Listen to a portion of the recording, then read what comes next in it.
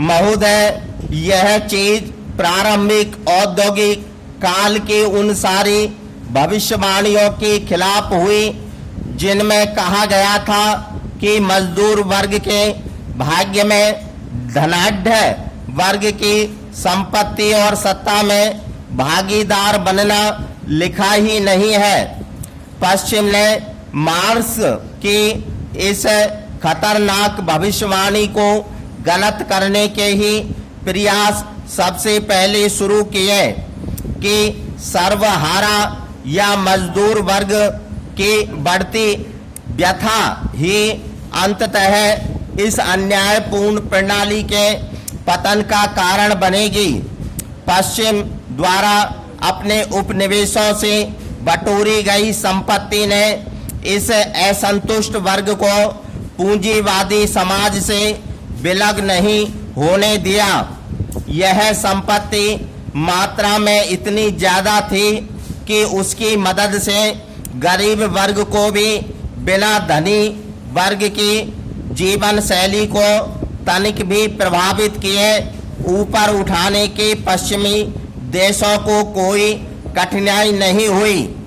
इस प्रकार की उदारता में उपनिवेशों की भूमि और संपत्ति की बहुत ही महत्वपूर्ण तथा निर्णायक भूमिका रही। पैरा इसके अलावा एक और भी प्रत्यक्ष समानता पश्चिम के उन श्रम आंदोलनों जिन्हें शक्तिहीन कर दिया गया है तथा कब्जाग्रस्त इलाकों की मुक्ति आंदोलनों के बीच जिन्हें नकार दिया गया है देखी जा सकती है। यदि श्रम आंदोलनों ने गरीबी और अभाव को कामगारों का सबसे बड़ा दुश्मन माना था तो विदेशियों का राज राष्ट्रीय स्वतंत्रता आंदोलनों के लिए उतने ही बड़ी बुराई थी। इन दोनों ही समस्याओं को 20वीं सदी के मध्य में ही जो सुलझा लिया गया उससे मुख्य महानगरीय देशों के साथ ही हाशिए पर मौजूद नव स्वतंत्र देशों में भी स्वाभाविक लेकिन जल्दबाज खुशियां मना ली गई। पैरा उसके बाद से गरीबी पश्चिम में हो अपने उग्र और बर्बर रूप में फिर से उभर आई है और उसके प्रसार को रोकने की हिम्मत किसी में नहीं है।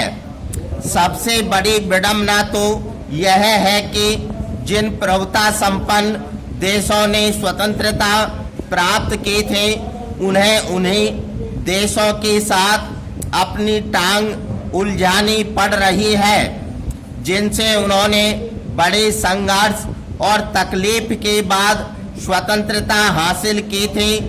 प्रारंभिक औद्योगिक काल में पश्चिमी देशों की केवल 1/3 जनसंख्या के पास गुजारा करने लायक पर्याप्त साधन थे और शेष 2/3 उससे वंचित था। अब वहां वह समीकरण उलट गया है। अब पश्चिम की महत्वाकांक्षा सहितों और रहितों के इसी अनुपात को समूचे विश्व में स्थापित कर देने की है। स्टॉप।